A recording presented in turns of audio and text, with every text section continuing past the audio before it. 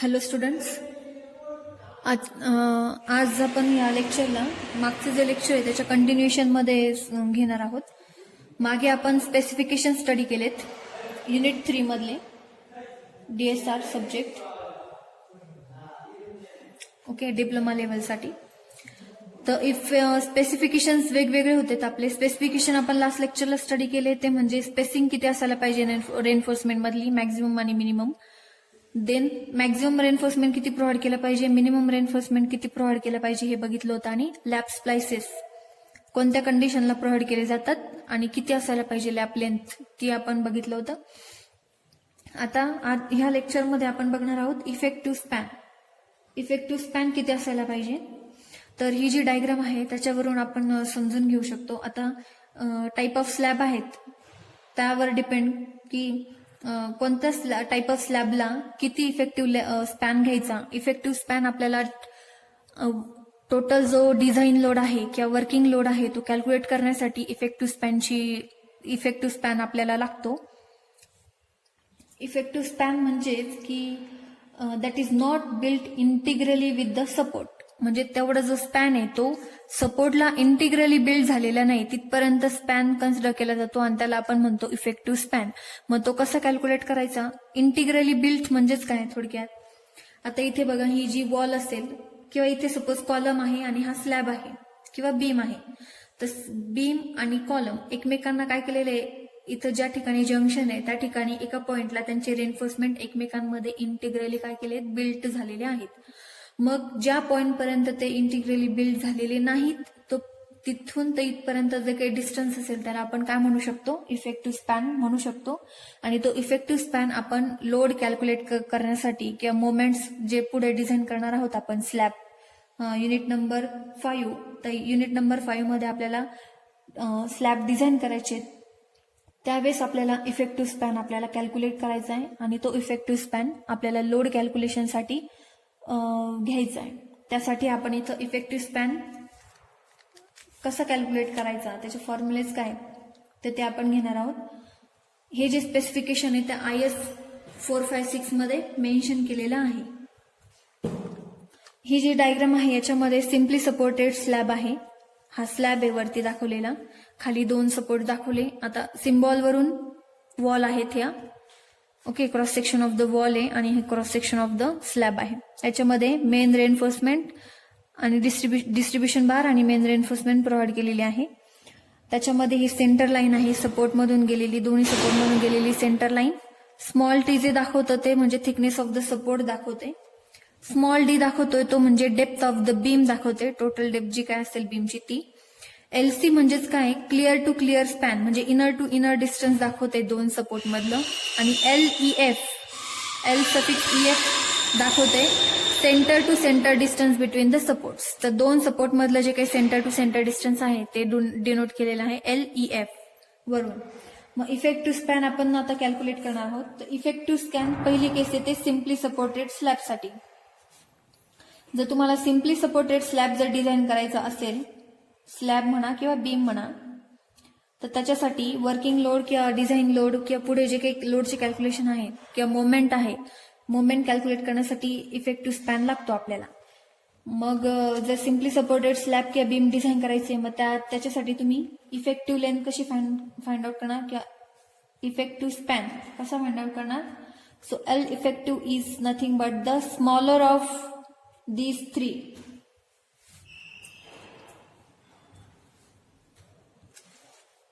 Smaller of these 3 म्हणजे कोणते 3? First one clear span that is LC plus effective depth of the beam. Small D म्हणजेच काय, effective depth of the beam, रेनफोर्समेंटच्या तिथपर्यंत जी काही डेप्थ आहे ती. स्मॉल डी म्हणजे effective depth of beam or slab. Okay, small D total depth नाहीये, स्मॉल डी इफेक्टिव्ह डेप्थ आहे. इफेक्टिव्ह डेप्थ म्हणजेच काय, सपोज एक क्रॉस सेक्शन आहे बीमचं आणि इथे जो बार आहे, बारच्या सेंटर पासून तर वरपर्यंत जे काही डिस्टन्स येते म्हणजे आपण घेतो इफेक्टिव्ह डेप्थ. तर मग LC plus D second, clear span plus thickness of the support, and last one centre to centre distance between support. या तिघांपैकी जी काही स्मॉलर व्हॅल्यू असेल तर ती स्मॉलर व्हॅल्यू घेतली जाते इफेक्टिव्ह स्पॅन. कशासाठी? सिम्पली सपोर्टेड स्लॅब किंवा बीम साठी. सेकंड, जर तुमचं कंटिन्युअस स्लॅब जर असेल किंवा बीम जर असेल, कंटिन्युअस स्लॅब किंवा जर बीम असेल तर, आणि त्यामध्ये सुद्धा कंडिशन आहे, जर इफ विड्थ ऑफ सपोर्ट, सपोर्टची विड्थ म्हणजे T, if width of support is less than 1/12 of clear span. जो काही तुमचा क्लिअर स्पॅन असेल म्हणजे एलसी, जर टी हा एलसीच्या 1/12 पेक्षाही जर कमी असेल तर त्या केसमध्ये इफेक्टिव्ह स्पॅन किती घेतला जातो? तर त्या केसमध्ये effective span shall be as per A above. As per A म्हणजेच काय? जे सिम्पली सपोर्टेड कंडिशन आहे त्याच्यासाठी ज्या 3 कंडिशन आहे त्याच 3 कंडिशन अप्लाय करायच्या. केव्हा? कंटिन्युअस स्लॅबसाठी केव्हा अप्लाय करायच्या? जेव्हा कंटिन्युअस स्लॅबची जी सपोर्टची विड्थ आहे ती जर क्लिअर स्पॅनच्या 1/12 पेक्षाही कमी असेल तर मग तुम्ही काय करू शकता? हे 3 क्रायटेरिया कन्सिडर करून कंटिन्युअस स्लॅबसाठी इफेक्टिव्ह स्पॅन फाइंड आउट करू शकता. ओके. जर, आणि सेकंड केस येते जर इफ सपोर्ट्स जर वाइडर असतील, if supports are wider than 1/12 of clear span और 600 mm, म्हणजे तुमची टीची थिकनेस जर 600 mm किंवा क्लिअर स्पॅनच्या 1/12 पेक्षाही जर जास्त असेल तर त्या केसमध्ये मग तुम्ही इफेक्टिव्ह स्पॅन काय घेणार? Then effective span should be, पहिली केस येते त्याच्यामध्ये, for end span with 1 end fixed and other continuous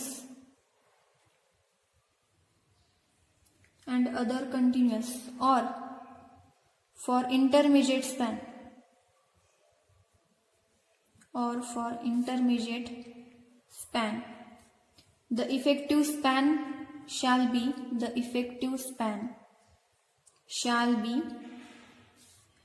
clear span between supports. म्हणजेच L effective should be equals to LC. जेवढं क्लिअर स्पॅन असेल तेवढं L effective म्हणून कन्सिडर करायचं continuous स्लॅबसाठी. केव्हा? जर तुमचा सपोर्ट हा 600 mm पेक्षा जास्त असेल आणि किंवा क्लिअर स्पॅनच्या 1/12 पेक्षाही जास्त असेल त्या केसमध्ये. पण त्याच्यामध्ये पण काय कंडिशन सांगितली? जर तुमचा एंड स्पॅन हा एंड स्पॅन मध्ये एक बाजू फिक्स्ड असेल आणि दुसरी कंटिन्युअस असेल किंवा इंटरमिजिएट स्पॅन जर असेल तर त्या केसमध्ये तुम्ही एल इफेक्टिव्ह LC एवढा घेणार. आणि सेकंड कंडिशन त्याच्यामध्ये दिली आहे, जर end span with 1 end free, एक एंड त्याचा फ्री असेल आणि दुसरा कंटिन्युअस असेल and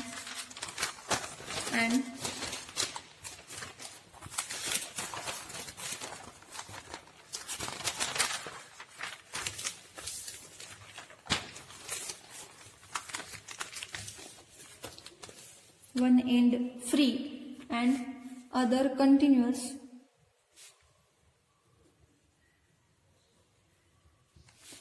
then effective span shall be equal to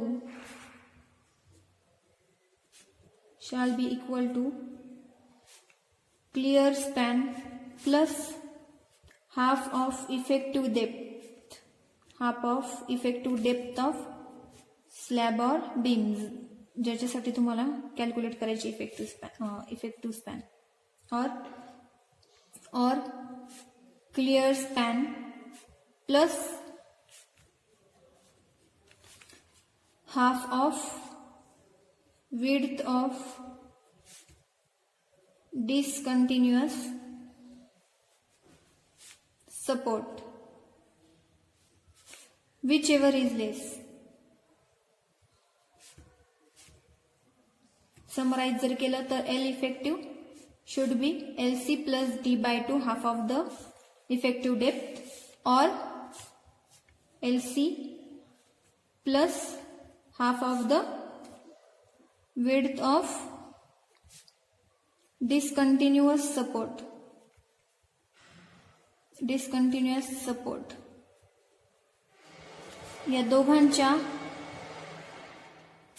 या दोघांमध्ये जी काही कमी व्हॅल्यू असेल ती कमी व्हॅल्यू तुम्ही L इफेक्टिव्ह म्हणून कन्सिडर करणार कंटिन्युअस स्लॅबसाठी. ओके.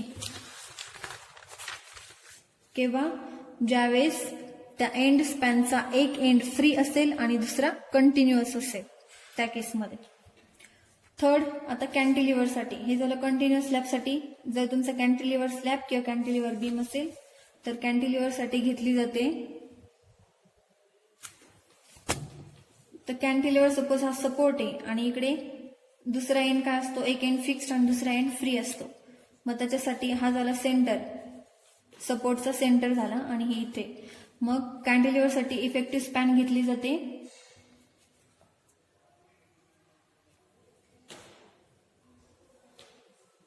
इथून एवढी जी लेंथ आहे त्याची, सपोज ही L मानली आपण, ही जी लेंथ आहे कंटिन्युअस स्पॅनची कॅन्टिलिव्हरची length up to the face of the support plus half the effective depth, म्हणजे L plus half the effective depth small d. कशाची? कॅन्टिलिव्हर स्लॅबची. याची जी काही इफेक्टिव्ह डेप्थ असेल स्मॉल d ती L plus half of the effective depth एवढे काय केलं जातं, कन्सिडर केलं जातं कॅन्टिलिव्हरची L इफेक्टिव्ह. ओके. आणि फोर्थ, फ्रेम. तुमचं जर स्ट्रक्चर फ्रेम जर असेल तर त्या केसमध्ये इफेक्टिव्ह स्पॅन किती कन्सिडर केला जातो मोमेंट वगैरे कॅल्क्युलेशन करण्यासाठी, तर सेंटर टू सेंटर जे काही डिस्टन्स असेल, सेंटर टू सेंटर जे डिस्टन्स असेल सपोर्ट्स मधलं, बिटवीन सपोर्ट्स, ते डायरेक्टली घेतलं जातं as a effective span for frame. Shall be used for effective span for frame. Okay, this is the criteria. This is the specifications for effective spans on different types of slabs. वेगवेगळ्या types of slab साठी किंवा beam साठी आपल्याला effective span किती घ्यायचा ते दिलेले mention केलेले आहे. नेक्स्ट लेक्चर मध्ये आपण स्टडी करणार आहोत डिफ्लेक्शन कंट्रोलचा स्पेसिफिकेशन. थँक्यू.